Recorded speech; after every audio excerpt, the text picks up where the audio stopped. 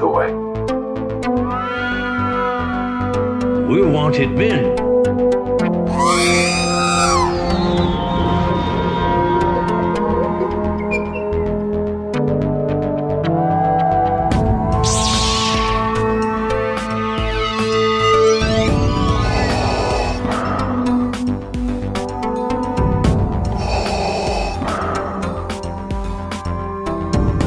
I have spoken.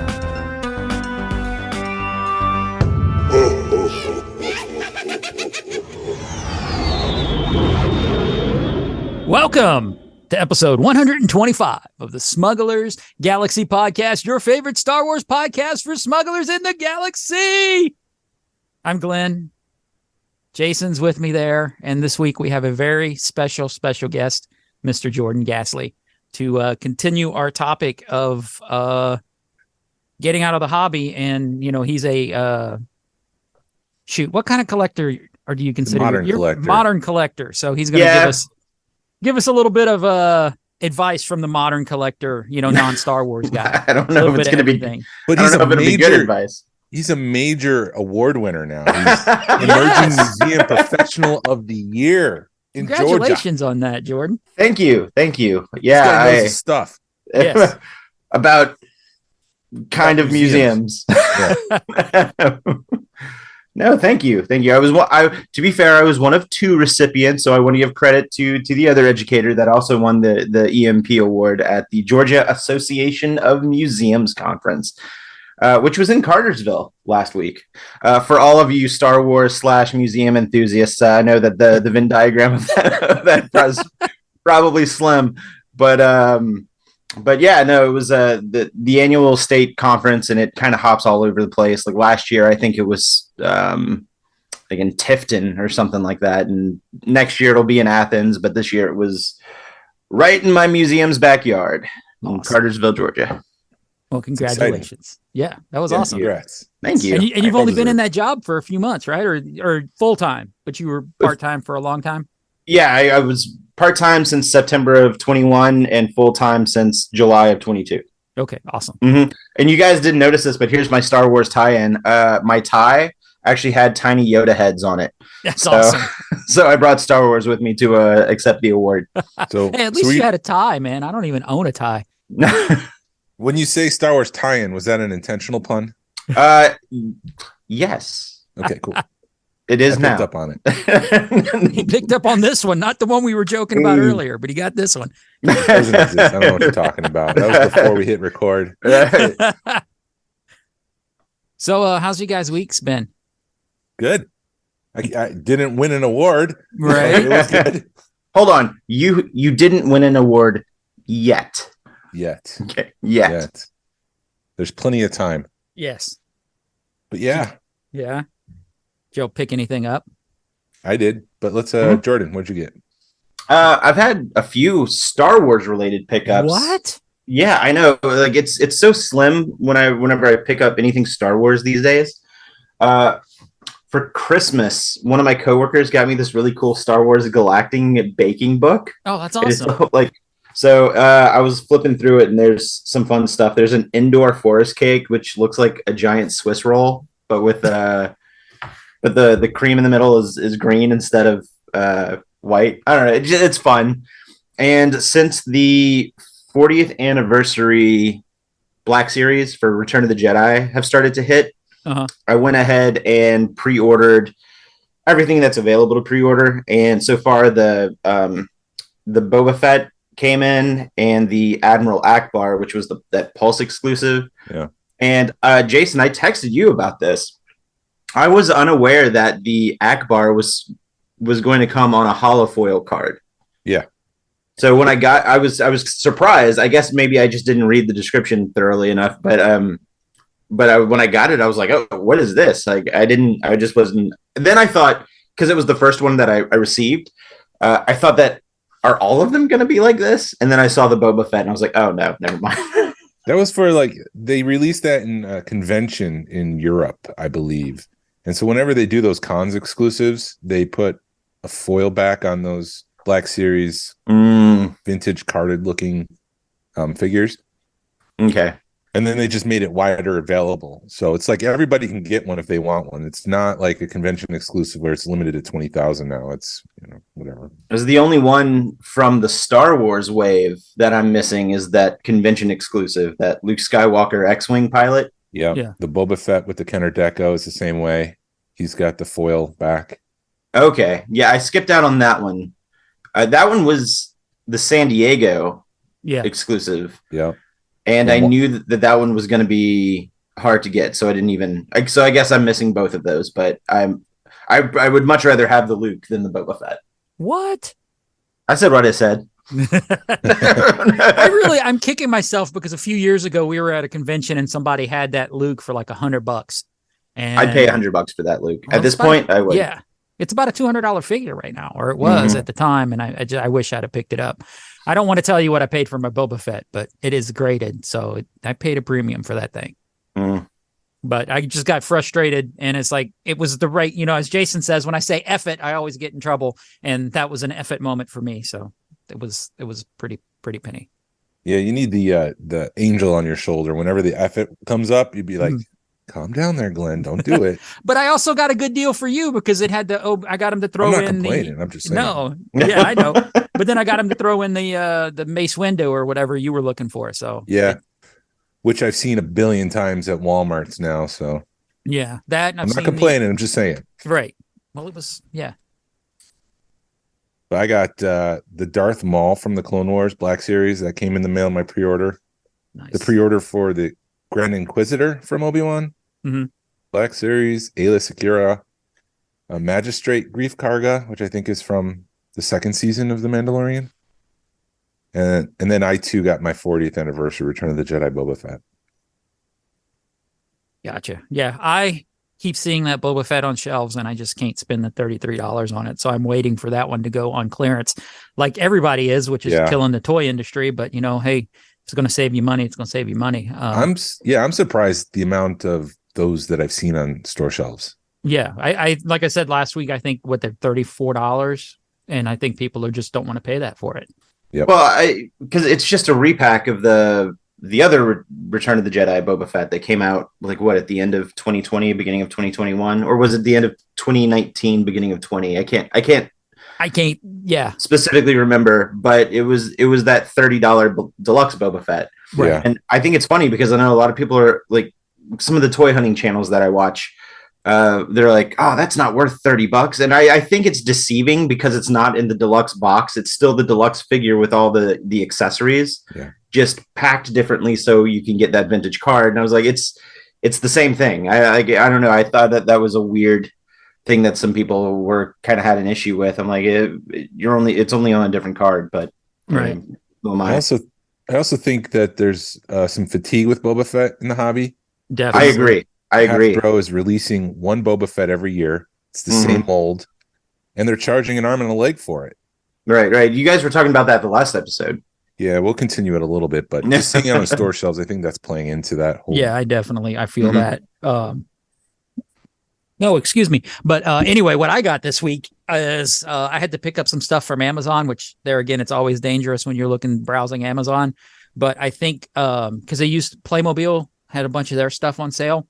So they had a advent calendar that I think they moved to just a normal packaging, which was like the 8/19, was it 2005, the future hoverboard fight or hoverboard scene. Yeah. They had that for like $20. So I picked that up to go along with my Back to the Future Playmobil stuff. And then Mandy was looking on one of her sites. I guess it was Macari or whatever, but she goes, hey, look, this Chewy, ceramic Chewy. So she picked that up for like half price, half of what those suckers are going for. And that came in yesterday and it looks amazing. So all I'm lacking is the Leia, I think. I think there's some more. I think there's a Leia and a C-3PO that I'm missing, but there's all kinds of fun bootleg, like the bootleg ceramic, make your own ceramic stuff. Yeah. So that was kind of cool. And I love it because it came with like the guy's name and a date on it and everything. So I don't remember what it was, but I think it was like 80 something. So these bootleg ceramics is just some pottery guy making their own ET and then just selling them. Is that what that is? A bootleg ceramic? Well, Kinda. There was a company that made molds, and a lot of people bought the molds and then made the ceramics themselves. Oh, okay. So you'd go to like a paint, so like we're doing the paint night. They were doing that with ceramics back in the day. Got it.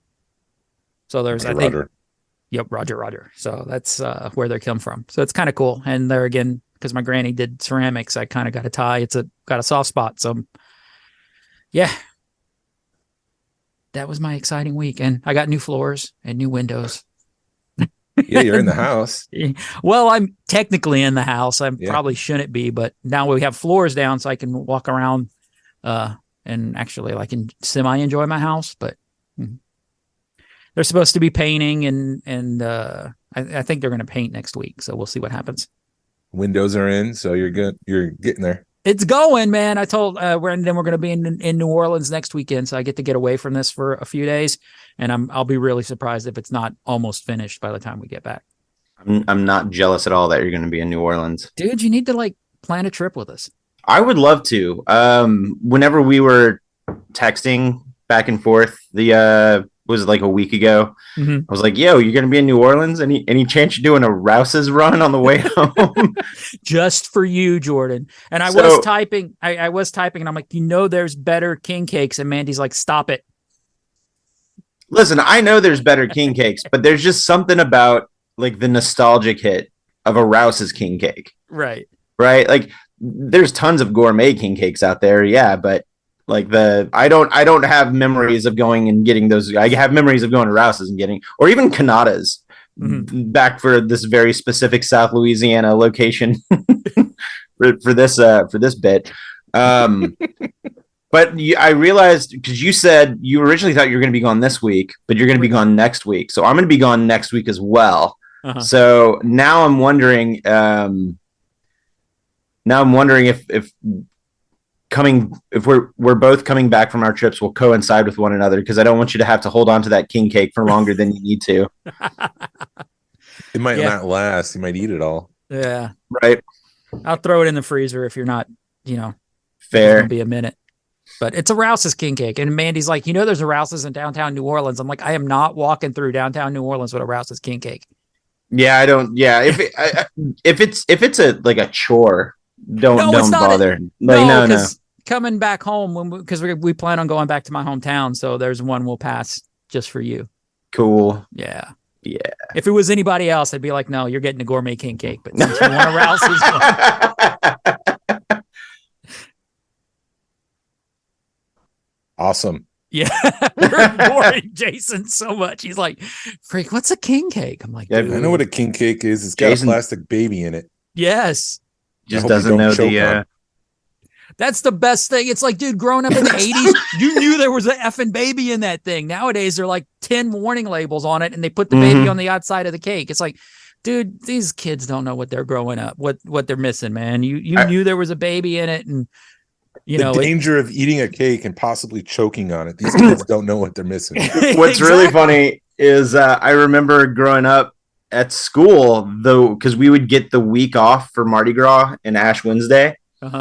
And growing up, the Friday before we had Mardi Gras break, we would get the dessert for lunch would be king cake. And then one of the lunch ladies would dress up in Mardi Gras regalia. And then various pieces had babies. So if one of the school children got the baby, would give out a prize. It was just like she was dressed up like a Mardi Gras jester. But then like looking back, we're like, why did we put that in kids' dessert? Because it was the 80s, man. You rode a bike without a helmet, and if you scraped your knee, you rubbed dirt in it, and you kept going. Yep. Yeah, I had a completely different experience growing up in school. That never happened. I mean, we thought it was cool when we'd get McDonald's for lunch. You would order ahead, and they would have 3 cheeseburgers or whatever for you, but no, we didn't have anyone dress up as a jester and bring a king cake. Dude, Mardi Gras is a different time in New Orleans, man. It is. Everything stops for 3 or 4 days. Although in upstate New York, St. Patrick's Day is huge, where there's a huge parade. They paint the street green. Oh, they put a green stripe down the middle of the street, I should say. And then they have a truckload of green beer that comes in, and people just get drunk downtown Syracuse. See, that's Mardi Gras, dude. You just Doesn't gotta put affect the yellow and kids in purple school in there. in any way. The teachers didn't dress up as a leprechaun or anything like that, but that'd be the equivalent for Right. I know that St. Patrick's Day is big in Savannah. There's like a big parade. I've never been, but I've heard stories. There's one light in upstate in Syracuse where the light is upside down, so the green is on top because it's the Irish area of Syracuse. But anyways, how many wrecks happen at that light because the green's on top? No, not many. I mean, It's still a functioning light. You just know the green's on top. The green's on top. That's interesting. Moving on. We talk about news. Yeah, let's talk about news. Did you guys watch Bad Batch? I did. I'm 2 episodes behind. I apologize. You can spoil it for me if you want to. All right, we will. It's not anything that was major spoilers in this episode. No. They had a lot of, I think, fan service in this episode, which was cool. It also stinks because I'm watching it on my phone because of my situation. I'm on it. Yeah. So you can't see all the fan service that's in it, but it was a good episode. I saw some of the writing happening behind the scenes because if you rewatch the beginning of the episode, it is the quickest setup ever. Like it was so lazy. It was like, I have a mission, and then the Bad Batch is like, we don't want to do it. And Rita Perlman was like, you're doing it, and they're like, okay, we're doing it. Right. Like it was that lazy of a setup. Right. And then when they were like, oh, the Hunter and Tech are on another, was it Tech? No, Tech Hunter, is the one that ended up driving. Okay, which one's the one that has the Fives? Is it Fives? I guess is it Fives the one that has all the computer stuff in them? I think so. Echo. Yeah. It's Echo. It's Echo. Yeah, because Fives doesn't sound as good as Echo. So so I was like, part of me was like, man, they're going on stuff that we don't see, and then I was like, we probably don't want to see it anyway. I liked the episode. It reminded me of episode 1. You know, the whole pod racing thing, the riot racing is kind of cool. It's like a more violent version of pod racing. Yeah. And I like how Tech used his science and stuff rather than the Force. So I thought that was cool. The trope stood out to me. Like when someone offers you double or nothing in a bet in TV, it's like every time someone has to take it. Okay, Let's do it. I double dog dare you. Yeah, it's like, maybe we'll just collect what I am owed and I don't need a double or nothing and risk things. Like, I don't know. But it was a good episode. It was fun. Yeah, I like I said, all the callbacks were there. You know, they even had the C-3PO with the droid head on, so that was kind of funny. Droid, yeah. Protocol droid with with the battle droid head. Battle droid body. Yeah. No, reverse. Was it the other way? Other way. Okay. C-3PO body, protocol body with battle droid head. Got it. Yeah, I only watched it once. Yeah, me too. It was, like I said, it was a good episode, but where are we going? Where are we going? Yeah, where are we going? It is. It's like, come on, let's go. You know, I understand there's like either 18 or 22 episodes, so there's got to be some filler in there somewhere. But let's get on, man. Let's see a Hera or something. Once this episode got rolling, I had fun with it. It's it was a fun episode. It's fun Star Wars, and if they're going to give us fun Star Wars, all right, awesome. So can I offer a counter argument? Yeah, sure.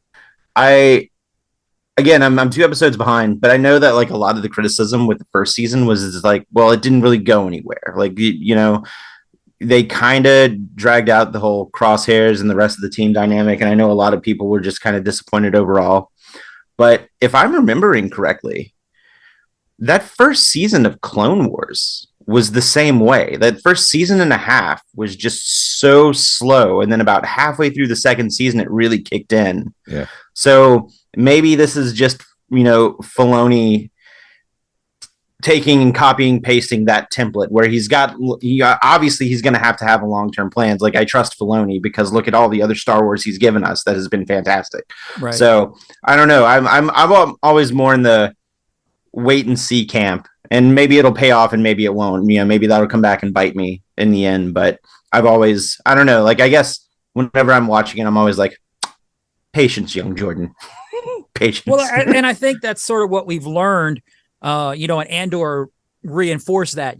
Let's just watch it. Shut up and watch it because it's going to go somewhere. And then you're going to be like, holy crap, when everything comes together. Yeah, I guess I'm thinking, if you start off and it's a fun ride, it's a fun journey, it really doesn't matter where you end up. But if it's just feeling like filler and work to get to that ending, I get a little frustrated with it, I guess. And I just want to see some sort of conclusion, and especially nowadays with it's episodic, but at the same time, they're telling a story throughout the entire season. Mm-hmm. And so just give me a taste of what that story is, I guess, is what I'm frustrated with. I'm wondering if it's there, you just don't know it's there. Like, I wonder if it's something that's subtle where maybe you'll see something interesting in one episode and be like, oh, that's kind of maybe slightly out of place. And then, 8 episodes down the line, you'll start to see, oh, no, that was there for a reason. Oh, that was there because of this, so on and so forth. I think Marvel's doing exactly what I want. You get a little bit of Shang-Chi, but that's a complete story in itself. And I know you can't do that with an episode, like a 30-minute episode, 24-minute, but when it relates to the larger story, I guess some of the hieroglyphics in Eternals and Shang-Chi, and there's another movie, or maybe it was Loki, it all ties back to Kang's language. Right. And so you're getting the little pieces, and you don't know that you're getting the pieces. You're just like, why am I watching the Shang-Chi, and how does it relate to everything else? You don't even realize that there's a small little Easter egg. So like you're saying, maybe that's what's going on. I don't know. We're just killing time because Glenn stepped away from the microphone. He stepped away from the microphone and he went upstairs, but then I just saw him run from someone. Like a Scooby-Doo episode. You're going to see him on the left or walk out from the closet. I wonder if we should put like the Scooby-Doo chase music. Probably, or maybe Benny Hill. Yeah. It's a funny story. And this is actually on one of my vlogs way back before I started doing the toy hunt stuff. Before I took the job at the museum, I was working at a record store, and we would have this thing twice a year called Record Store Day. So it was basically a day to celebrate independent record stores, and they would get these very short run exclusive pressings, and there would be tons of record collectors just lined up waiting to come in. And then one year I set up my camera in the corner facing the door, and then I had the Benny Hill music theme queued up on the house record or the CD player. Yeah. And the second I opened the door, my coworker hit the play and everybody ran in. Yeah, it was, and I think one person got like really mad, was like, "Oh, you had to play this music?" I was like, "Yeah, dude, look, you just ran in here trying to get an exclusive and you pushed somebody out of the way. Calm down. It's just a record." Record Store Day is like Black Friday. Like that many people line up, and it's funny because there is one of the Record Store Days is Black Friday. Yeah. So there's one in April and there's one on Black Friday. Yeah. And then going back to Star Wars, Mandalorian Season 3 trailer dropped, which I thought was phenomenal. That was good. I liked it a lot. I can't wait to see that many Mandos on screen, man. That's going to be freaking crazy. And then also while I'm watching it and seeing all the Mandos, I'm like, damn you, Hasbro, you're just going to do all kinds of freaking repaints. As long as for army builder stuff like that, I don't really mind it. The stuff I mind are like the cash grab stuff that we always talk about, like the credit collection stuff. But like the I don't mind the Walgreens exclusives where I'm getting a clone trooper with a different paint job, just because I like the clone troopers, and 2, I think the colors look cool. But I don't mind them if it's army builder Mandos or army builder clones, because I think that's just purposefully there so I can have that much of a bigger army. Right. Well, but I don't like the jumping through hoops to find one though. That's right. Well, then I know we'll get back to the thing in a second, but I'm also thinking, I'm like, man, they did the thing with the Death Troopers. They did the thing with the Rebel Troopers. They did the thing with the TVC Stormtroopers. I'm like, they could do that with a Mando, and that would look incredible. Sign me up for that. Yeah. But that trailer did look really, it wouldn't surprise me if everything we saw in the trailer was only within like 10 minutes of one episode. Yeah. Because they've been pulling that move, at least with Marvel, they've been doing that a lot. I can't remember an instance where they've maybe done that with they promised that Star Wars Book of Boba Fett, but it turned out not to be true. Yeah, that's right. I do remember that now. Okay. But I mean, I'd also think it's stuff we've kind of seen before, hasn't it? Or is it all kind of, is there any new stuff in it? Yeah, they kind of hinted as to what the Mandalorian's mission is, if you will, for this episode or for the season. And it sounded like he's building up the Mandalorians and getting them back on track because they were devastated when the Empire came along.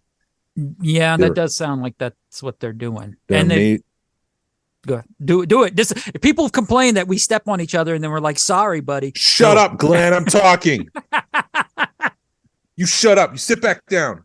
Fine, I will. Put your pants on, Jason. Jesus. Put the knife away. Stop stabbing me. Wow, that just took me out of this.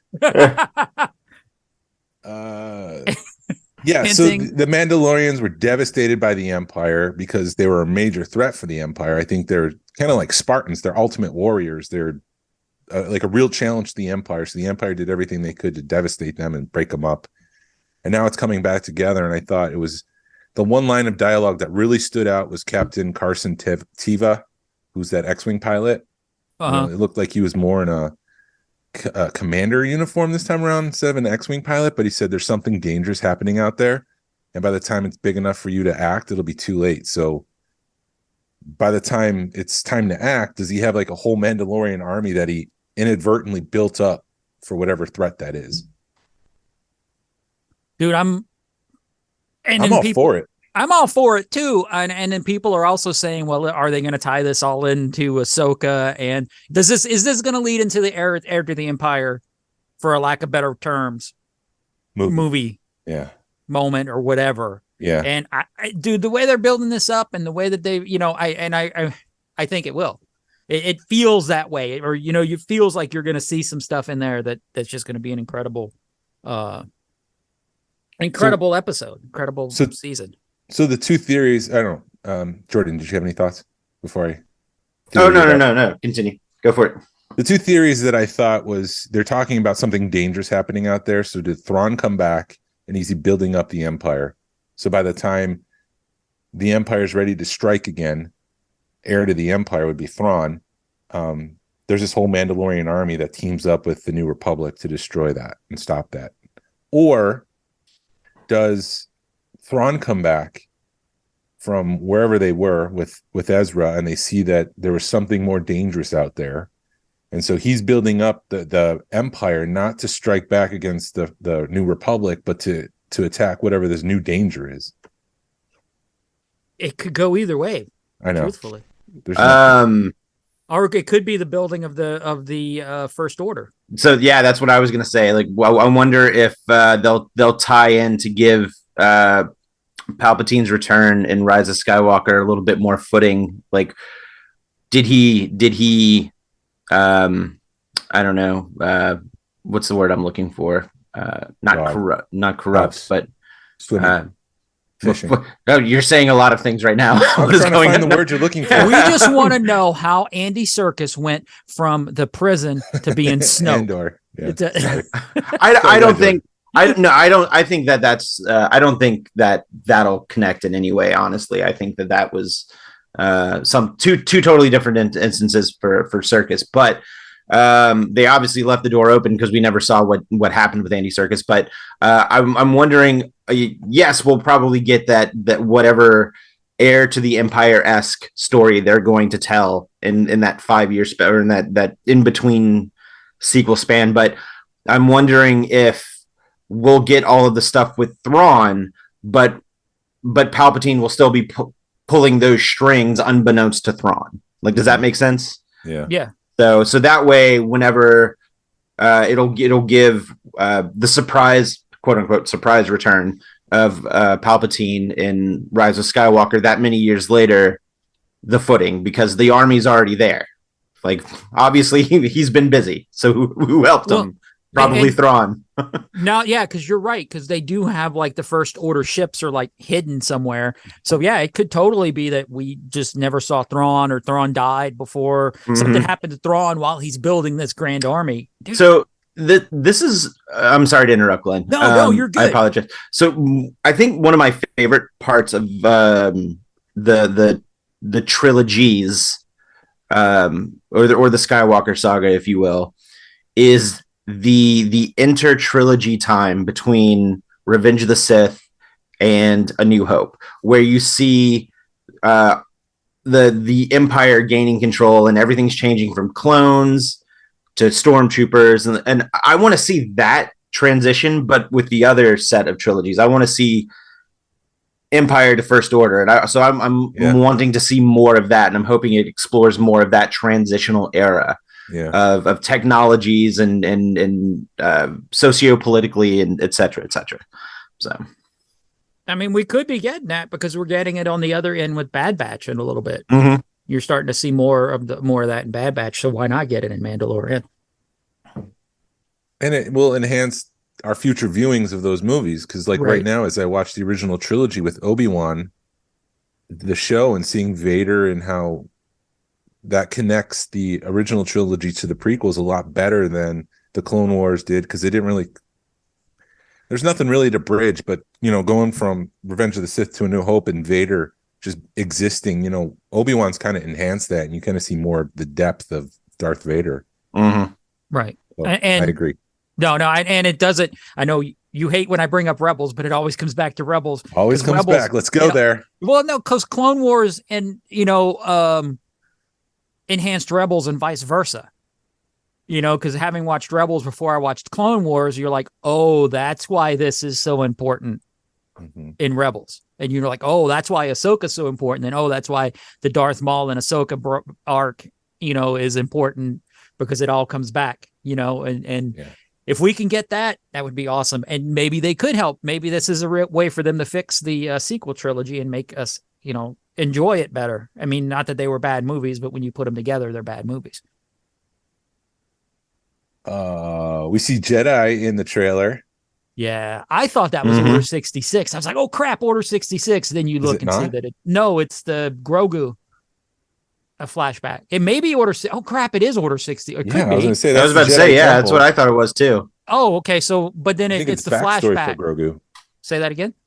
Flashback for Grogu. Yeah, that's what I think it is. But it is Order 66. So shit, I was right. There were shots of the TIE Interceptor, which is the TIE fighter with the pointy, wings from Return of the Jedi. Those were in there. Mm-hmm. There was a shot of some sort of droid bar or something like that. There was a battle droid in there.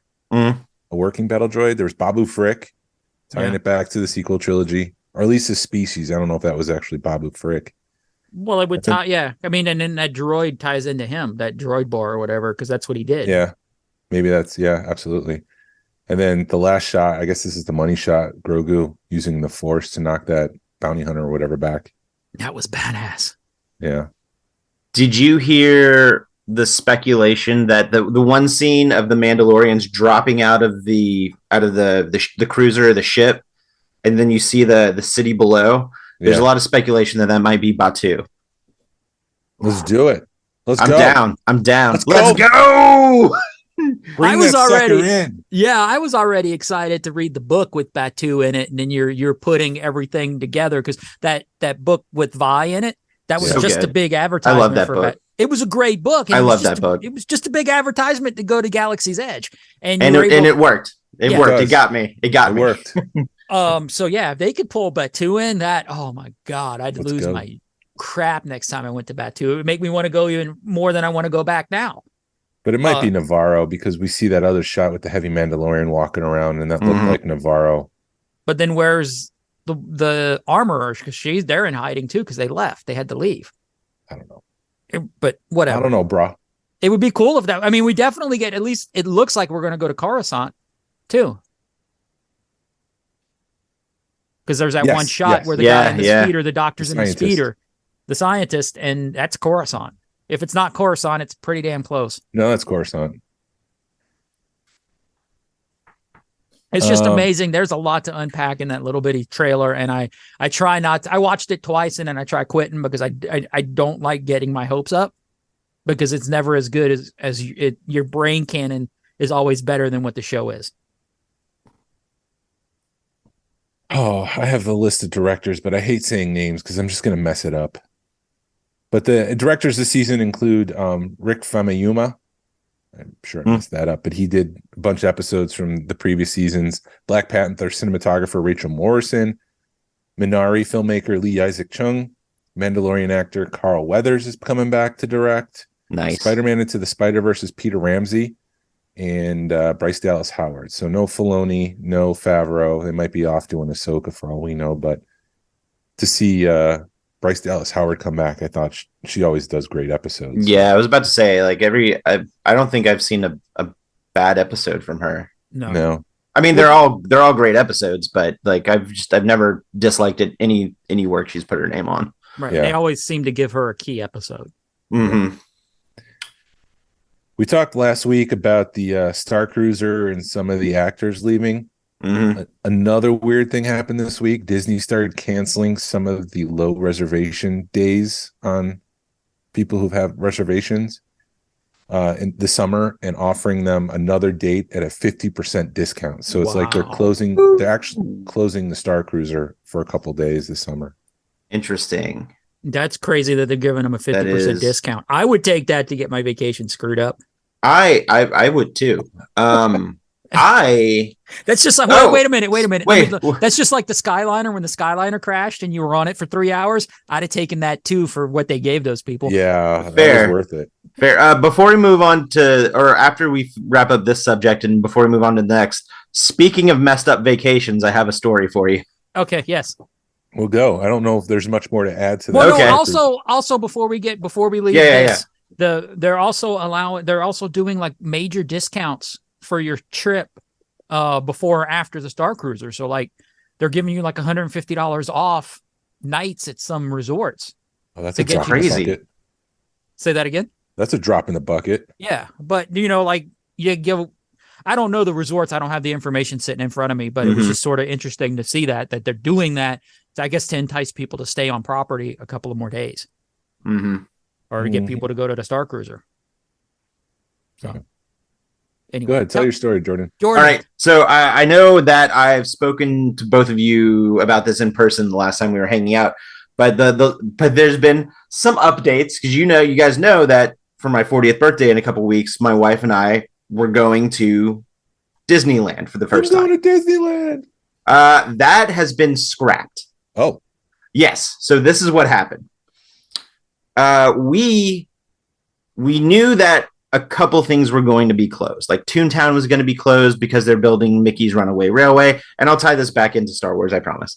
And then there was like Small World was going to be down, and I was like, whatever, okay, that's fine. Like I can deal with not seeing the original Small World, even though I did kind of want to see it. Then I saw that the Indiana Jones ride is going to be down for refurbishment the week that we were going to go. Keep in mind, we're only going to be there for 4 days. We're going to be there from a Tuesday to a Saturday. So like maybe Tuesday, Wednesday, Thursday, on property for 4 days, fly back on Sunday or Saturday. Indiana Jones is going to be closed, which the new movie's coming out. I guess they got a refurb. I get it. I understand. Radiator Springs Racers was going to be closed the week we were like the big one in California Adventure. The test track of California. Exactly. And then I thought that one's still bad, but at least we have Avengers Campus. At least Avengers Campus. Uh-oh. For some reason, Web Slingers is going to be down. And I was like, all right, so now we're at Toontown, we're at Small World, we're at Indiana Jones, Radiator Springs Racers, and now potentially Web Slingers. Then I thought to myself, as long as the original Haunted Mansion is there, and I can see the Hatbox Ghost in the original Haunted Mansion without the Nightmare Before Christmas overlay, as long as I get to see that, it'll make the entire trip worth it. Well, then my wife sends me an article saying that they were going to extend the Nightmare Before Christmas overlay, the Haunted Holiday, for the month of January. And then Haunted Mansion was going to go down for a month and a half, 2 months for extensive refurbishment. And it was going to go down the day before we got there. Of course. So I told Chelsea, my wife, I said, listen, it sucks because I only get one 40th birthday, and it would have been fantastic to have it at Disneyland, but we're spending a little over $1,000 to fly round trip to California from Atlanta. We're spending a little bit more of a premium because we had the Disneyland hotel booked, and we were spending a little bit more to do park hopping at the parks. And I said, listen, yes, I would love to turn 40 at Disneyland, but if we're spending all of this money and we don't know when we're going to go back after this, and we're going to miss all of these key attractions, it's not worth the money. Right. And she agreed. So we ended up calling our travel agent, who I'm going to shamelessly plug. Her name's Jillian, and her travel agency is Jillian As You Wish. Tell her Jordan sent you. We were able to bleep that out afterwards. Don't worry. Hey, wait a minute. No, we were able to get our deposit back because it was refundable, which was great because it was a $200 deposit. Yeah. What we did is right after I talked to my wife, I jumped on Disney's website and I checked Disney World, and one of the resorts that we like to stay in, we typically stay at one of the 2 Port Orleans resorts. Orleans, I think. No, it's. I'm just sorry. It's Port Orleans. I can't help myself sometimes. Go. I wish I had a follow-up joke. I don't. I'm sorry. It's all right. We were able to book one of the royal guest rooms, which has the cool like light up ceilings and everything. It was like $60 less than what we were going to pay for the room at Disneyland. Wow. And because we weren't paying over $1,000 to fly round trip, we were able to take the money that we quote unquote saved and add an extra trip or add an extra day to our trip at Disneyland. So we booked that room, and then because we booked the room and packaged our tickets together, I think we saved like $500. Nice. Something like that. So go ahead. No. Are you getting because they released like a dining plan or something too, didn't they? Like dining credits, or did you get too good of a deal? Gift card.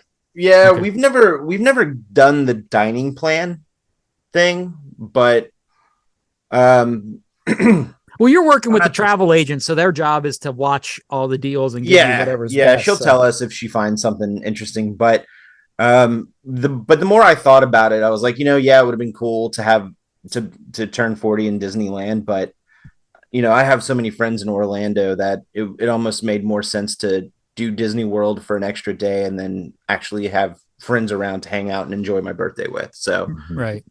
So unfortunately, Disneyland is no longer in the cards for us, but we are going to go down next. Oh my God, that's a week from tomorrow. We're going a week from tomorrow to Disney World. That's awesome. We'll have fun. I'll send you guys pictures of the Falcon. Yeah. Well, I'll send you guys I'll send you pictures of Jackson Square. Fair enough. Jason, what are you going to send pictures of? I was hoping you would send home a Micro Galaxy Squadron Falcon from Batu. If I sent you money, I can probably make that happen. All right. Thank you. You're welcome. What's different about the one at Galaxy's Edge? I haven't looked. Different figures. Okay. Cool. What? Go. Okay. The only other thing that I wanted to mention, this is just something I learned this week, and I thought I'd share it. It has nothing to, well, it's Star Wars related, but it's not anything I don't think people are desperate to learn. But I have a bunch of QC samples with my micro machines, and they say there's a little sticker on it. It's a green sticker. It says Galco QC, which I always wondered, what is Galco and why is it on this micro machine thing? But apparently Galco was a subsidiary of Galoob in Hong Kong, and they used that for tax reasons. Galco did a lot of the engineering, manufacturing, subcontracting, things like that in China. So I just thought that was interesting, something I learned, and I'm just passing on what I've learned. Good job. Because, I go ahead. Go. No, I'm just living what we say at the end of the show. Anyways, moving on. No, I've got that name. That name's familiar because I think it's on my whatever Action Fleet. Your Action Fleet proof mock-up thing, mock-up thing. That name's on it, so it makes sense. That's what it is. Cool. So we're going to talk a little bit more about cost. Jordan is a modern collector, so he feels the pain and the pinch. But before we jump into that, we got a lot of conversation on our post this week about this past episode. Mhm. So I thought First of all, I want to welcome all the new listeners because apparently we did a great job. Apparently, this is a topic that everybody wants to hear. So thank you for this is the fastest this episode's been. Last week's episode was crazy. So welcome all the new listeners. Yeah, I think it touched a nerve. I think a lot of people are getting frustrated and there's very little conversation around the cost. I think people are just like, it's too expensive, but no one's really talking about it and analyzing it. Right. Rebecca Majoros Gomez said we're buying less, mostly because of the packaging changes. I hate taking things out of the box, plus prices are getting a bit out of control. Gordy Owen said, I recently decided to stop collecting the Black Series. One, packaging. Don't collect loose, so I no longer see what I'm collecting, which I totally get. Price is out of control. Add that many figures have to be purchased online, and shipping drives the prices as well. I never thought about that. That makes a lot of sense. And too many repaints, repackaging. Black Series has been the main Star Wars line for years now. It saddens me to stop collecting the main line. I've always collected to get new characters. Hasbro has sucked the fun out of this line. I'm a pretty hard Star Wars fan to disappoint, but Hasbro's done the impossible. He finishes off with this tagline, I like Star Wars, but I'm not fond of Hasbro at the moment. And then your buddy, Ryan Lemkel, said something that I never really considered before. Any amount of money is too far as far as I'm concerned. I think he's talking about spending money on modern collectibles. New Star Wars stuff has no monetary value because it's made to be collected. Vintage has value because it's where it began. Kids actually played with their toys. Vintage all the way, all day, every day. Which is interesting that the toys today are probably made to be collected, not to be played with. Right. Well, look at the Power of the Force 2 stuff. I think we're going to be in the same boat in 20 years. Jordan's got a little counterpoint, I guess. No, I mean, listen, we find these things on the toy aisle. They are, at the end of the day, yes, we are grown adults. We collect these things, but at the heart, they're still toys. They're still meant to be played with. I mean, there's a reason why these sculptors and the people who are putting these figures together make them so articulated. It's so you can play with them. Now, granted, I'm not going to be a 40-year-old making my toys go pew pew, but I buy them. I take them out of the collector. I play with them, and then I put them on display. But I also don't there's still a large number of kids or children that play with these. Like Glenn, you said a couple of episodes ago, you found a 10 or 12-year-old in the aisle wanting to buy some Black Series stuff, and you were really happy that the next generation was taking on Star Wars. So I don't know. I see the point of maybe preferring vintage because those were the figures that you grew up with. And yes, I agree. Like, we did play with our toys when we were kids, and the marketing was very clever back in the day, because if you look on the back of those cards, it says collect them all. Get them for your collection, right? So you were enticed to buy more. The thing now is that because so many in the past, at one point in time, Star Wars was the best-selling toy line, so millions upon millions were made. So there's still plenty out there, but consider all the ones that don't exist anymore because they've just been played to death. Like, maybe they were broken, or maybe they were lost in a backyard somewhere. So there is a huge chunk of that original vintage figures just missing from existence, which now we pay slight premiums to have because they were the ones that we had when we were a kid. But I don't think the heart of playability or the fact that they're made for children has gone away at all. I just think that we're very fortunate that we live in an era that we get to collect the stuff that we grew up with, just in a newer form. Mm-hmm. What about cost, though? Oh, cost is awful. Cost is terrible. I'm not even trying to hide it. Because cost is the issue. Right. In conclusion from last week, cost is an issue. Right. It is. I do have one thing. I have one more comment. Somebody that wrote on one of my posts, he said, just I want to add this in as we're at. He said, I think collectors are burned out by how much stuff is out there. It used to be really hard to find Star Wars memorabilia. There is. Now you have 4 or 5 different toy lines for pretty much the same ship or action figure. He said that goes for the 3.75 and the 6-inch Funko Pop, Mighty Mugs, Micro Machine scale, Action Fleet scale. Then he said 32 millimeter scale and 6 millimeter scale. This is in the Micro Galaxy Squadron group. He said he stopped collecting a lot because he already had it in whatever size I want. So I really didn't feel the need to feel the drive to buy new products. So that's another issue too. Yeah. It's oversaturation. Yeah. Yeah. Like, I think there's some brand damage, Star Wars action figure brand damage. No. Mm-hmm. Jordan. Definitely. I guess the way I look at it is there's something for everybody, right? I'm not a Funko Pop collector, but there are people that just have nothing but Funko Pops. So of course you're going to make all of those characters and Funko Pops for those Funko Pop collectors that just so happen to love Star Wars. Right. Whereas the Funko Pop collector might not like Vintage Collection or Micro Galaxy or Black Series. I'm not going to disagree with that there's oversaturation. I think there's a lot of crazy things that they'll slap a Star Wars sticker on. I think case in point, what was it like whenever Force Awakens came out and they were selling BB-8 tangerines or something like that. I'm like, all right, now we're scraping the bottom of the barrel. Yeah. But I think as far as toys and collectibles goes, I don't see it so much as oversaturation. I just think I see it as there's something for everybody. Yeah, but when you talk about, like, if I were to go up to a Star Wars collector and say, what are your thoughts on modern collecting? And they say it's too expensive. That's brand damage.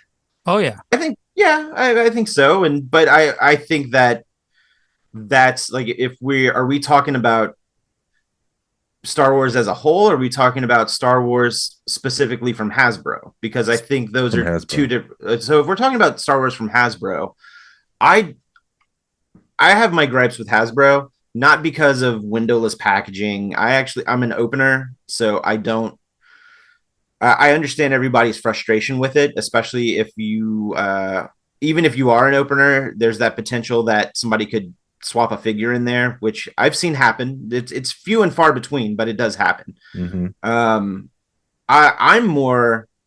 I get more upset at some of the stuff that happens at the top tier corporate level where, mm-hmm.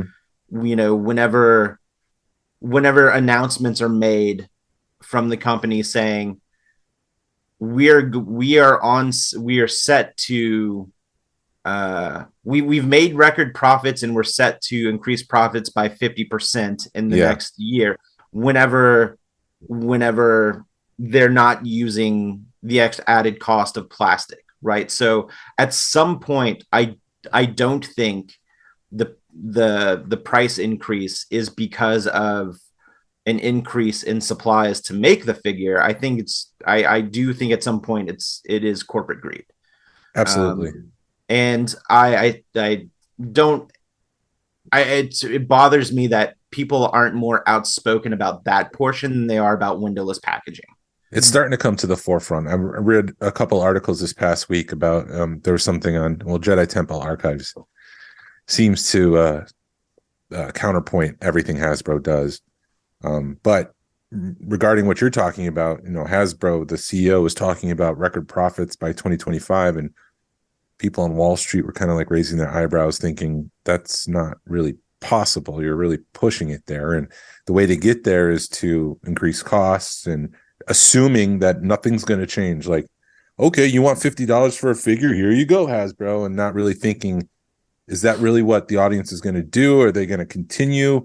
I feel like at this point, the collecting community for modern collectors of Star Wars is stressed. And it's probably going to break soon. And I just mentioned Gordy, who's just one. That's not reflective of everyone. Decided to step back because it's, too many Boba Fetts. And I'm saying that because they repack that. And he said too many repacks, too many repaints, carbonized stuff. Right. When in doubt, release a Boba Fett, right? Exactly. But if we're talking specifically Star Wars and Hasbro, my frustration goes lateral with the other equivalent lines, right? Like so Marvel Legends, that price increase went up to $24.99 as well for a basic 6-inch figure. Transformers, the Generations line, the basic deluxe figure went up to $24.99. So it's not something that's Star Wars specific. It's something that's very Hasbro specific. And I guess with certain lines, I can see it. Like Transformers, a lot of engineering goes into that because you have to make a toy turn into another toy for something like that. So I can understand where the cost for those things might be a little bit higher, but for something like G.I. Joe or Marvel Legends and Star Wars, $24.99 is probably that last price point before, if another standard price hike goes up and then everything's $27.99 or $28.99 for a basic figure, then I might have to call it a day on that. The only reason, I remember, we didn't talk about this on the podcast, but I had mentioned to both of you like a couple months ago that I was actually even contemplating not buying these 40th anniversary Return of the Jedi figures because the price was just getting so crazy. And then they had already announced a pre-order of not one, but 2 waves at $24.99 a piece. And I hadn't even spent 1 penny yet. And I was exhausted trying to collect these figures already because I was already in for $250 minus the Boba Fett and the Admiral Akbar for 2 waves, and I hadn't spent $1 on them yet. So I don't know, it's hard to explain, especially since the stuff that does seem to come out or trickle out isn't a legitimate new wave of something. It's the credit collection or a carbonized this or a carbonized that, or right.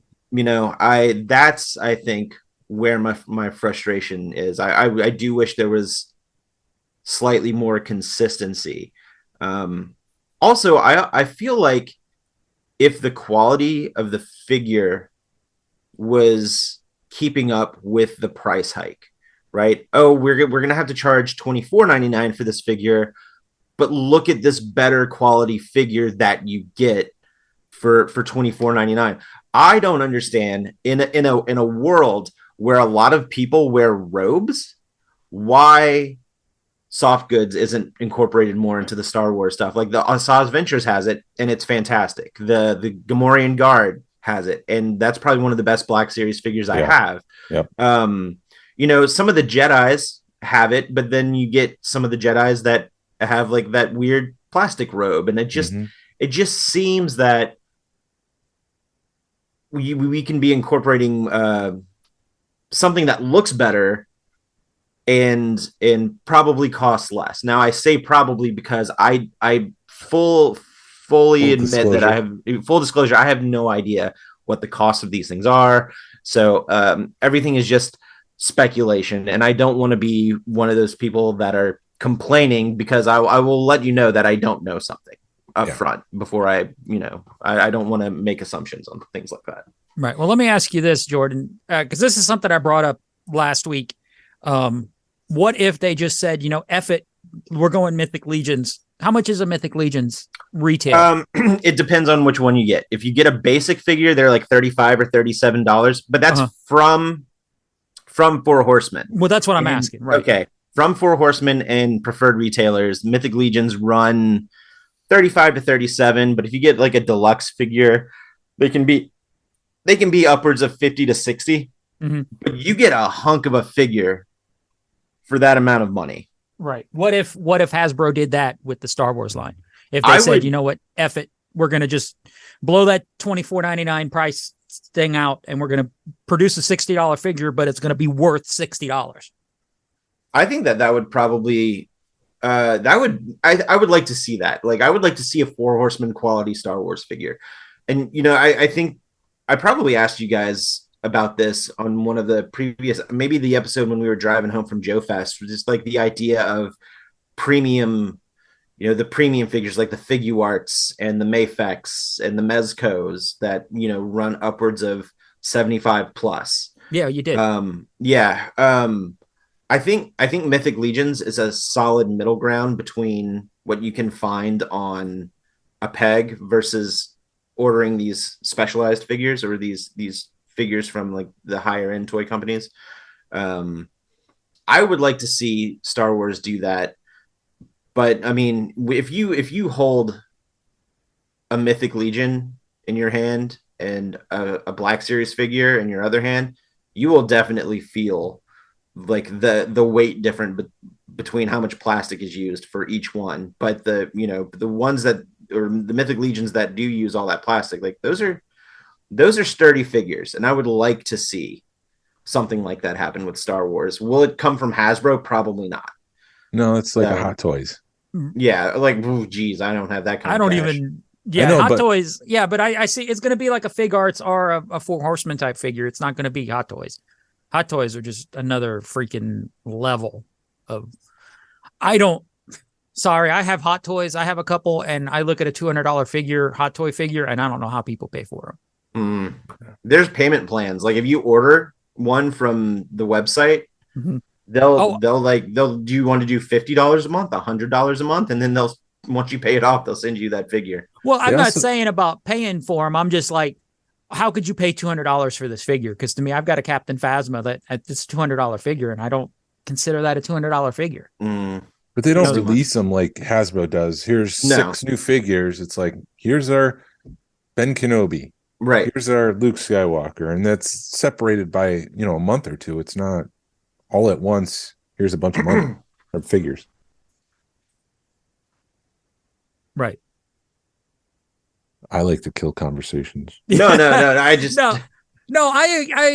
I'm sorry. It just I enjoy the stuff that Sideshow and what's their other company that they're Hot Toys. That's cool stuff, but it's got to be a hell of a figure for me to spend $200 on it. Yeah. I would rather see that's also a Barbie doll size. That's a 12-inch figure size. I'd rather see them do that in a 6-inch Black Series style. Or what is Mythic Legion 6-inch or 8-inch? Mythic Legions, they're between 6 and 7 inches, depending on the figure that you get. Yeah. I have a hesitation with spending in anything over $100 on an action figure. So kind of topic adjacent. I bought my first Mezco figure in the middle of last year. It was a 3-pack of 6-inch figures, and it was $300, and which was a lot to me because I'm used to spending $25 for just a figure. But it was a set of 3 figures, and it was packed out with tons of accessories, tons of soft goods, and I do think that it gets to a point where I'm scared to handle the figure because it costs so much money that I don't want. Like that's whenever I get out of toy territory and I get into collectible territory. Right. And I don't want to not have fun with the stuff I pay money for. I don't want it. Yes, they sit on a shelf and yes, they collect dust, but I don't want that to be its only purpose. Yeah. There were so many tiny accessories that if I dropped it and it would just get lost in the carpet, and like, oh, well, that's it. I'm not getting that accessory back. But also just one of the things where it's like, I do think that toys can be too expensive where I'm afraid to mess with them because I don't want to break something or tear something. And then there goes $300 down the drain. Right. I pulled up Mezco right now, and that's some insane figures. Yeah, they look fantastic and the quality is good. But man, there's for something that was going to sit in my closet till I had an appropriate display case, it wasn't worth the $300. So after I had it for a month, I had my fun with it and I was like, okay, I'm going to sell it. So I sold it and I got my money back. I broke even, but I would hate for something like that to happen to Star Wars. Because again, like I think as far as modern collecting goes, that would specifically take the fun out of it for me. What's fun is that I get to play with these things, and yes, $25 for what I get is way too much money. I think we still need to be back around that $20 price point. But if we're raising I said this earlier, if we're raising that price and we're not, for some reason, we still don't have double elbow articulation. For some reason, we don't have double knee articulation on a lot of figures. I don't see why I'm paying $25 specifically for a Black Series that's lacking in stuff that all of the other lateral Hasbro lines have. Are you talking Black Series or Vintage Collection when you say those double? Black Series. I'm sorry. So I think that Star Wars is very Star Wars is kind of unique in that we do have that 3 3/4 line. Mm-hmm. They're kind of doing it with Marvel right now with the 5 point of with the retro 5 point of articulation, but like Transformers doesn't have that. G.I. Joe doesn't have that. Some of the other Hasbro line mates don't have that. But if we're talking like the 6-inch scale figures across the lateral Hasbro board, it just seems like Star Wars quality wise is at the bottom of that list to me. Yeah. And that cost keeps going up. Yeah, to get to a $20 figure at this point, you're going to have to lose even more quality, which people were complaining about last week. Quality was a big issue. I just see the day. I think if nothing changes, this is going to be the beginning of the end when we look back. I hate to be a pessimist, but Hasbro's going to come back and say, well, no one supported the line, so we just decided to cancel it. They're going to throw it on us, and they're not going to say, it's just too expensive. People aren't buying it anymore. I think there will be people that will buy it. I think there are people that will be begrudgingly buying it. I think eventually, if they kind of do this, then yeah, probably. I don't know. Again, I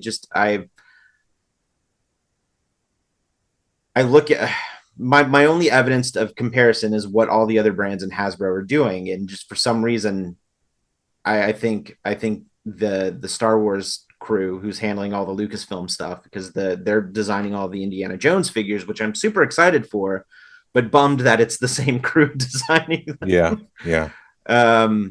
It's and they're just taking that same template, they're copying and pasting it for the Indiana Jones. Like I see what could be when I look at G.I. Joe, because I think the G.I. Joe line, as far as articulation and accessories and again in-house, they're killing it, and I don't understand like why notes can't be shared across the board on how to enhance that kind of figure. I think like we were talking last week, it comes down to the budget for the figures. They don't have the capability to be innovative or do something new or listen to someone else or try to apply a practice at another line, because it comes down to their budget. They don't have the money to do that kind of stuff because it's so tight, and they're trying to push profits. And I don't disagree that each crew has their own budget. Again, I'm completely speculation. No clue how it actually works behind closed doors. I have no doubt that each crew has their own budget, but I also feel that if they're similar, then I don't see why the same stuff that's standard on all of these other figure lines, like outside of Hasbro, even like look at the Mattel action figures or like the wrestling figures or the He-Man figures or the AEW figures, like all of these figures just have this kind of standard articulation. Now, the quality of that articulation varies from company to company, but why is it standard everywhere else? And Star Wars is it purely an aesthetic thing? Maybe does it not like to, or does it just look better one way? Or I don't know. I don't have that answer, but it just seems that because of some lack of articulation, to me, Star Wars Black Series is being left behind. Yeah. Well, I agree with the articulation. The articulation doesn't bother me. What bothers me is the lack of extra heads, extra hands, extra accessories. Because there was a wrestling figure, there was an Ultimate Warrior wrestler figure. It had a extra set of hands and an extra head, and it was $25. And then it was marked down to like $11, and I came like inches of buying it because I really like the Ultimate Warrior, but I don't want to open that door. It's like I'm not going to buy it just to buy it. Right. So I mean, yeah, I definitely. I agree. Something needs to happen with Star Wars, and it's either is it because they're paying the 20% or whatever or percentage to Lucasfilm and they can't do it. What is it? I think Star Wars or Lucasfilm, Disney, whatever needs to get out of their own way, and stop demanding all this money. I mean, yes, Star Wars is a money making machine, but they're killing themselves trying to make the money. Like you said, it's corporate greed. Right, and I'm probably going to say something that's going to be not popular. And again, I don't know if this is true or not, but I don't think the license for Lucasfilm is as much as everybody thinks it is, because I feel like if it was that much more, we would actually see that in the price, because that's something that Hasbro would more than likely, again, speculation, pass on to the consumer. There's other ways to pass that along, and that's budget constraints. And that's why you see something happen in Marvel that you don't see in Star Wars, because they don't have the budget. 20% of, and I think it's 18% of that cost goes straight to Lucasfilm. But I would assume that the same percentage would have to go to Marvel, because Marvel is rich. I mean, Marvel's lasted longer and has more characters. Like I feel like those licenses would have to be similar, especially coming from a parent company like Disney. It depends on when the Marvel license was sold, because for the longest time, Marvel was making horrible decisions. I mean, Sony has the Spider-Man line, the Spider-Man movie rights in perpetuity, because Marvel needed money, and you can just go back through their history. And so if they took over from Toy Biz and they acquired that line and all the contracts that came along with it, there's a good chance that they got a deal on Marvel.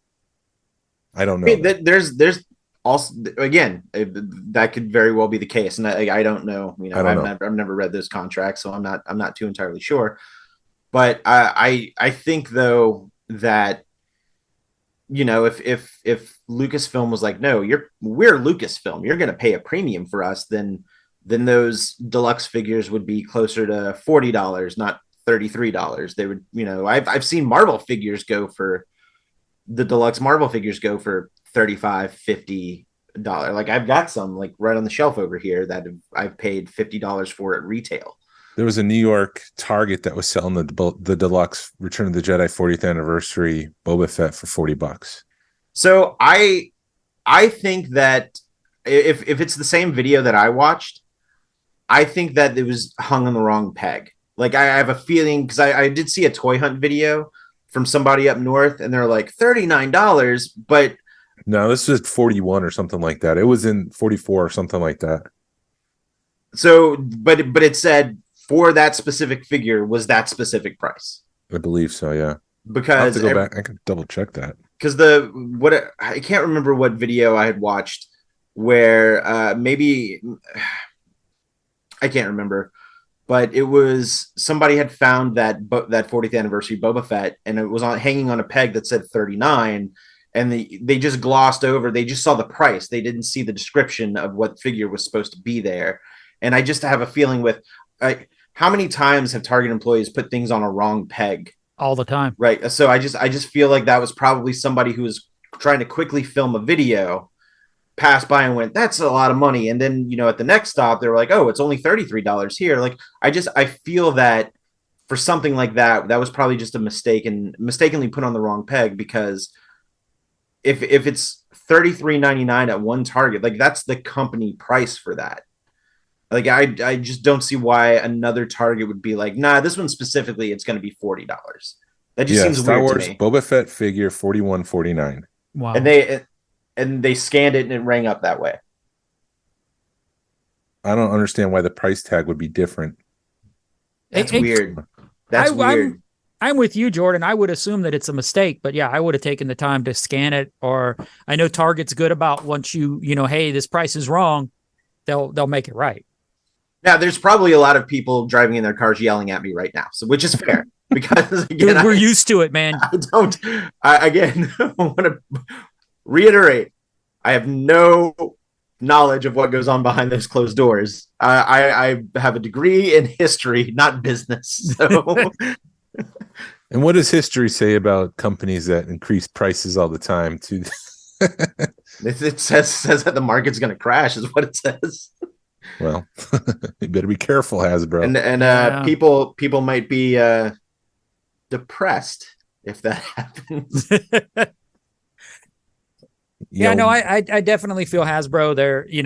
We're getting to a crossroads with them, and especially with this topic being as hot as it is, there's a crossroads coming, and they're either going to lose the line and somebody else will pick it up, or we're just not going to have Star Wars figures. And I foresee that in a year this will be a totally different conversation. Like, I miss my Star Wars figures. I think Hasbro would let someone else get the line. Yeah, I think Hasbro's got because they lost it once, right? And that's right at the and I don't think that they're gonna let that happen again, right? And that's why we're in the situation we're in, because at that point Lucasfilm was able to renegotiate with them and stick the screws to them. Mm-hmm. I was gonna say something and I can't remember what it was. No, I can't remember. No, sorry. Fine. What are you excited about for ToyLanta?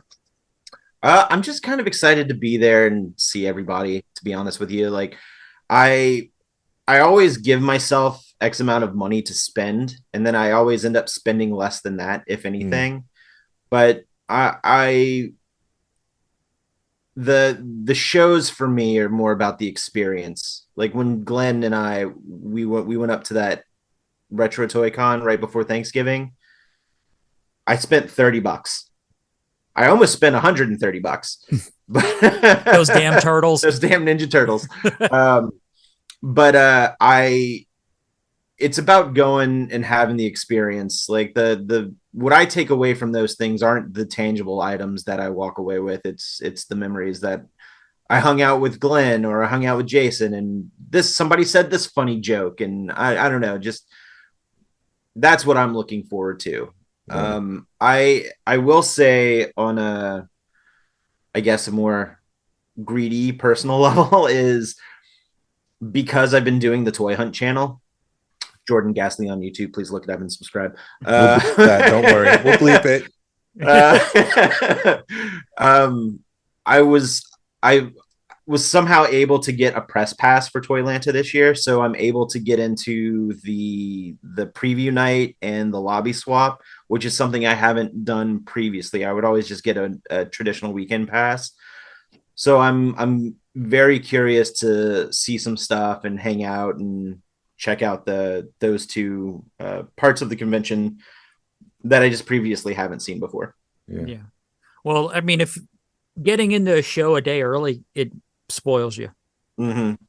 It'll spoil you for everything. But yeah, ToyLanta's fun. I'm really curious with the Four Horsemen being there, if they're going to allow people to like buy stuff early on that preview night. Because didn't you say that both of y'all said that they always do special figures and stuff? Exclusives. They'll do exclusives for specific conventions. I'm not sure if they'll have a ToyLanta exclusive.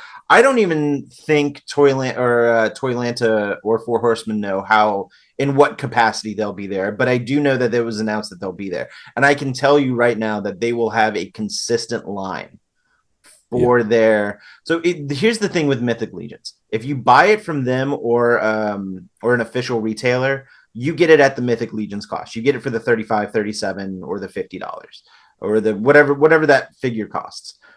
If you buy it on the aftermarket from an unlicensed retailer, that is almost always doubled in price. Wow. So a $30 figure more than likely becomes like a $60 figure or a $70 figure. Yeah. And that's the one thing that kind of skirted me away from Mythic Legions at first, but then I kind of figured out that trick where it's like, oh, if you get them directly from them, it's a little bit cheaper. And that's kind of how I've been playing the Mythic Legions game. And if you're lucky, you'll have other collectors that will sell you stuff at that cost too. So, but I can tell you at ToyLanta wise, there will more than likely be a consistent line for all of their table. Well, that's good to know. Mm-hmm. I do hope they bring an exclusive. That would be pretty fun. I know there has been an exclusive, like ToyLanta does a ToyLanta exclusive 12-inch Joe, so maybe they'll think about it. Mm-hmm. I was looking at their website for the diorama because I've got that cantina, so I thought maybe I can, put that up. But everything was still from last year's ToyLanta. Same thing with the film festival because I have that, Boba Fett versus the Mandalorian film, that Western that's like 2 minutes long. I thought, it might be fun to throw that up in there. Dude, email them. But that's still out of date, so I was like, come on, guys, update this stuff. Yeah, well, that's the thing about ToyLanta. As much fun as it is, they definitely, their media presence seems to be lacking a lot. Yeah.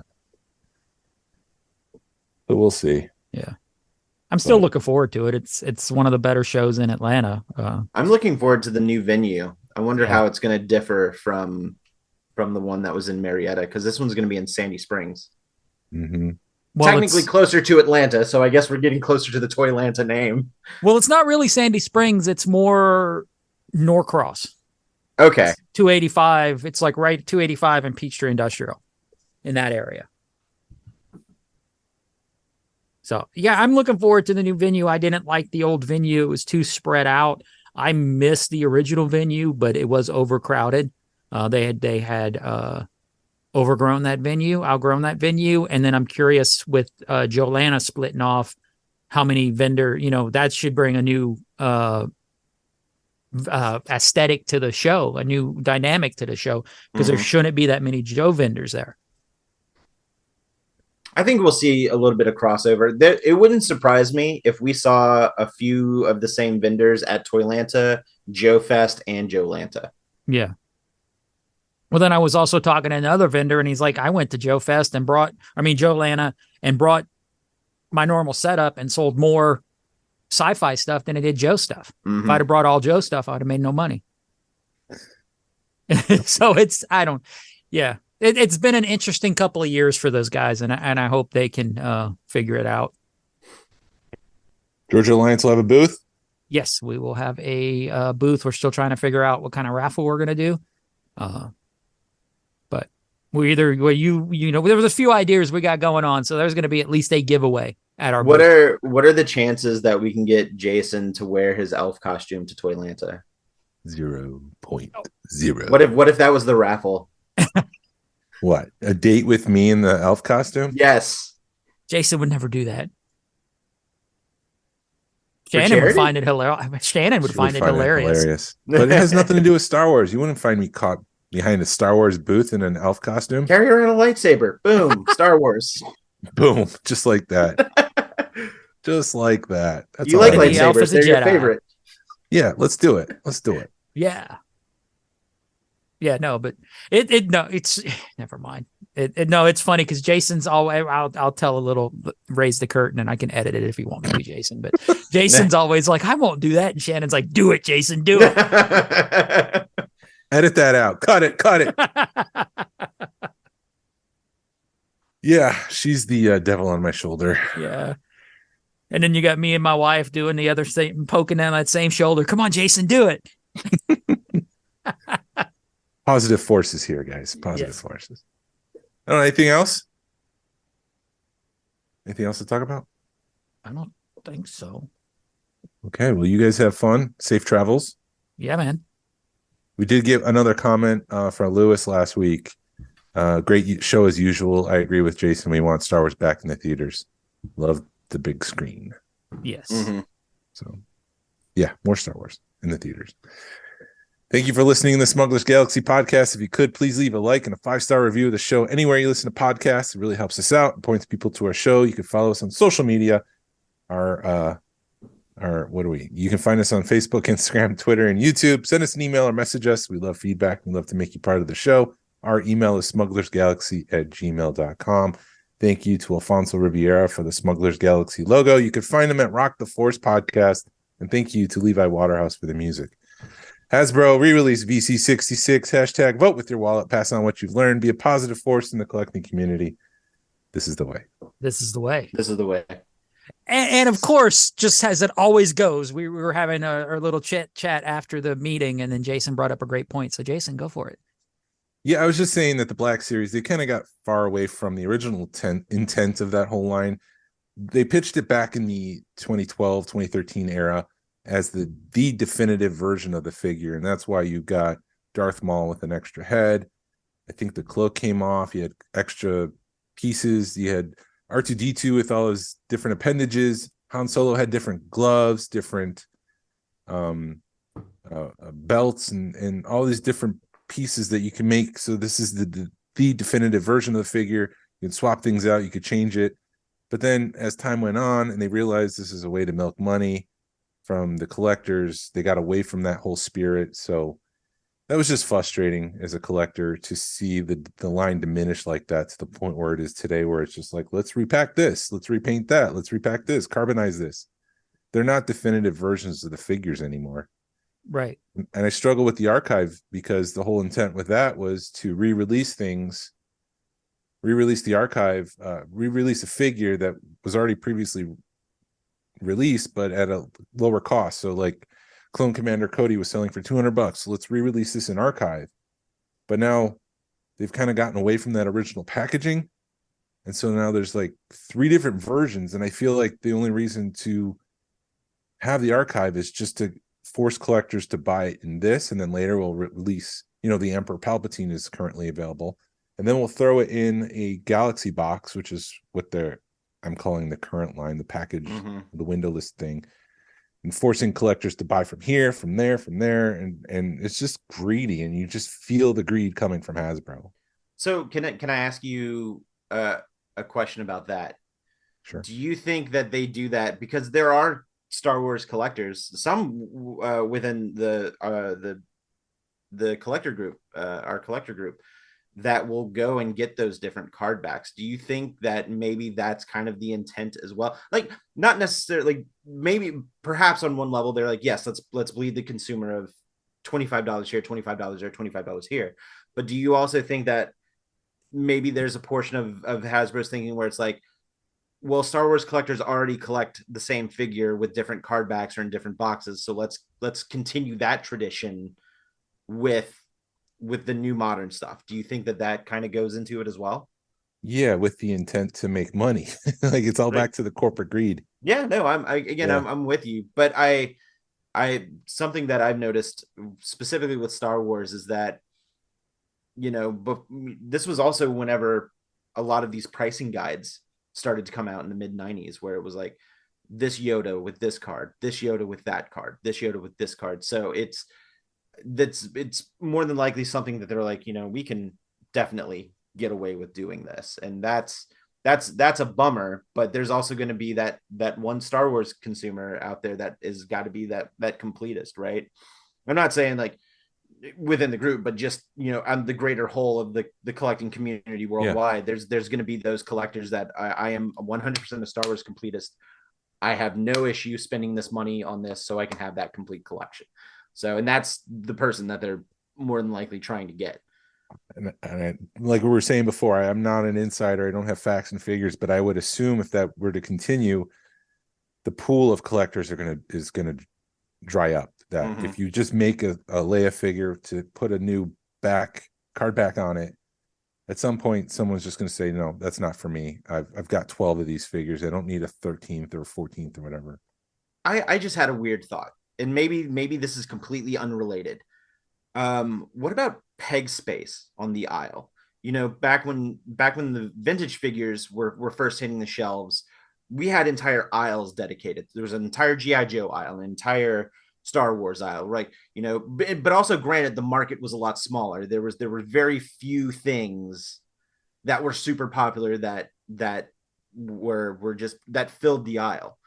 But now because a lot of these giant toy retailers are no longer in existence anymore. Like the Toys R Us's, the KB Toys, the Circus Worlds, the Lionel Toys, and now our in-store toy experience is pretty much reserved to Targets, Walmarts, and maybe a couple of one or two off stores. Not talking about like specialty collector stores that supply these things brand new. So the things like that off the table, like big box retailers. Mm-hmm.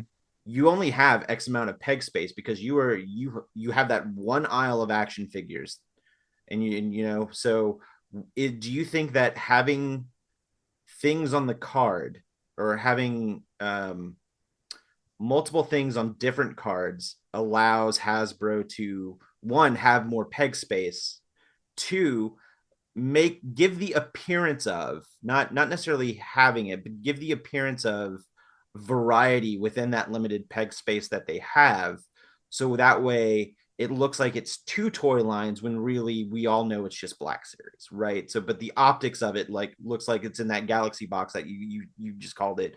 Then you have your archive box, and then you have your credit collection box. So do you think that maybe the limited amount of peg space we have in the major big box retailers can also lend to the fact that Hasbro giving the optics of having multiple things when really we know it's just kind of the same thing? Yeah, you have a couple things there in what you just said. So first with the archive, the only thing that I ever could come up with the archive is that going back to like the He-Man Masters of the Universe, it got to the point where they were releasing so many figures, but they weren't releasing He-Man and Skeletor later on. Yeah, that was a big thing. So the archive collection, if you look at it, there's usually a Han, Luke, or a Leia, or someone important, a Stormtrooper, or army builder in that line. And I think that's really what, and Emperor Palpatine, you're getting the main core of Star Wars in the archive line, so that there's always them on the shelf. So I think if I were to justify the archive wave at this point, it's just for that, so we can continue to throw Luke up there. We don't need to throw Lando up in the archive. I think that's pretty much proven at this point. You're overpacking the Landos or overestimating the popularity of that character. I don't know why I'm stuttering all of a sudden. But when you're talking about the size of the shelf space, we only have one aisle now for boys action figures. I shouldn't throw gender in there, just action figures in general. But it's also like a Disney issue, because if you remember, when Frozen 2 came out, was around the same time as Rise of Skywalker. And Rise of Skywalker was kind of pushed to the side for Frozen 2. So when you walk into Target, it was all Frozen. It's like, where's the Star Wars? It was released the same day as Star Wars. But Disney's got to split that pie up evenly so that Frozen doesn't diminish Star Wars by having more Frozen stuff and then having that stuff go on clearance. But then there's less Star Wars stuff because all the Frozen stuff is eating up that section of the toy aisle. Same thing with Marvel. You want to make sure you have equal Marvel footing as Star Wars, because you don't want one to get bigger and eat the other size of the other one. So there's a balance act between, I think, Disney with Hasbro making sure that there's just the right amount, because Hasbro's got, the G.I. Joe section, the Transformer section, the Star Wars section, the Marvel section, and it's all got to be the same proportional size so that one doesn't get bigger and eat the space of the other one. Because let's say there's a popular Transformer, but we've got more Star Wars. So, and the Star Wars stuff is sitting there, but the Transformers is not. So there's probably some sort of formula that they figured out to try to balance all that out. Well, I also thought the way that their thought with the archive line, and maybe I'll cover this when I stepped away, it was a way to fight scammers, not scalpers. So when you had a figure that was that you were selling, like you said, $200, that was a way for Hasbro to say, wait a minute, let's bring this down, so that normal people, you could still get it for $20. I'm actually, I agree with Jason, because many episodes ago, on multiple episodes, you had mentioned just how kind of pointless the archive wave is at the moment, especially if you're reissuing stuff in the newer boxes, with those newer, with like the really cool artwork on that diagonal edge, like that box, which is now going to be the windowless box, right? If you're gonna reissue that stuff anyways, then why not just reissue that stuff in that box? Like, what's the point of even having it, unless it's just, again, to give the optics that this is something else that we can offer and put on the peg, and it looks like we have two different things when in reality we just have the one. But because I do think that everything should probably just go in those new boxes with that diagonal cut, and just not do the archive card. But like you're saying, if they do that, they lose a section of the shelf space, which could be taken over by. Well, they also have Dungeons and Dragons now. What is it? Masters of the Universe. And maybe Masters of the Universe will creep into Star Wars land, assuming they don't shut down in April. I don't think they are. I'm just. I know. But okay. Yeah, and then we can go down a whole other topic with Masters of the Universe, because those figures look amazeballs. Those new figures for Masters, they're really good for $20. Those are some of the best figures on the market, I think. Right, I had to walk away very fast when I saw those because they're awesome looking. Yeah, I'm out of the Masters stuff. I sold all my vintage stuff. I'm all in with Star Wars, which is now diminishing. Right. Well, I mean, Masters, those figures are something you got to decide if you're going to do vintage or you're going to do the new stuff, and the new stuff just looks amazeballs. But anyway, enough about that. Okay, this is the way. This is the way. Part 2. This is the way again.